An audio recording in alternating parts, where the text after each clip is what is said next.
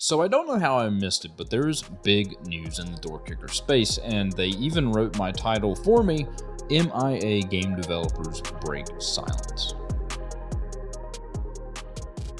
They made a release on their Steam community page earlier this month after more than a year of silence, laying out their plans for the full release, and it is super interesting, so let's get into it. So they say that the game will be broken down into two campaign-style modes, Tour of Duty and Operations. The Tour of Duty mode will feature a randomly generated and unlimited campaign using their enhanced map generator, making the mode seem like a bit of a long-term fight, as long as you want it to be. In this mode, they say that dead is dead, and you can choose to Iron Man the game if you want to. Reinforcements to replace dead troops are also available in this mode, but do consider that wounds carry over but heal with time. They state that this mode can also accommodate custom maps, which means that there's a possibility for entire campaigns from the modding community. The other mode is called Operations and is a bit more fast-paced and story-driven. The missions are all connected and tell an overarching story. There are mandatory and optional missions, and as in the other mode, dead is dead and wounds are persistent, but be careful with this mode as there are no reinforcements. In this mode, the troops also suffer from fatigue as missions go on.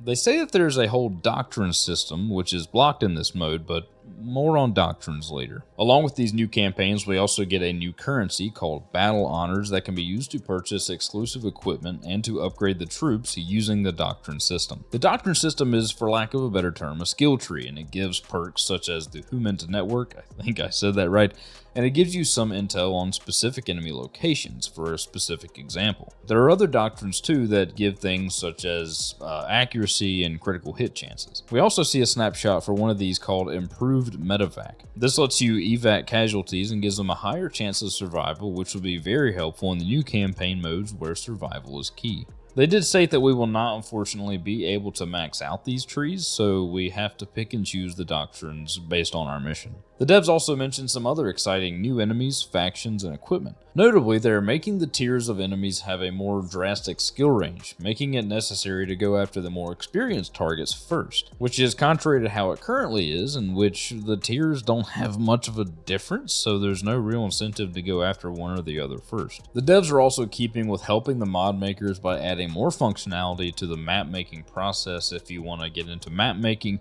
And also, if you wish to be a mobile player of Door Kickers 2, then wait no more when this releases, as they will be bringing the game to Steam Deck. Lastly, they state that unfortunately there is no estimated release date, but they do proceed to say that things remaining to be done are mostly tweaks, voice recordings, and language translations. And as a final hopeful note, they say, we are not far now. So currently there's a lot of waiting going on in the tactical space. We have Bellum, Arma 4 now, and most anticipated by myself, Geronimo.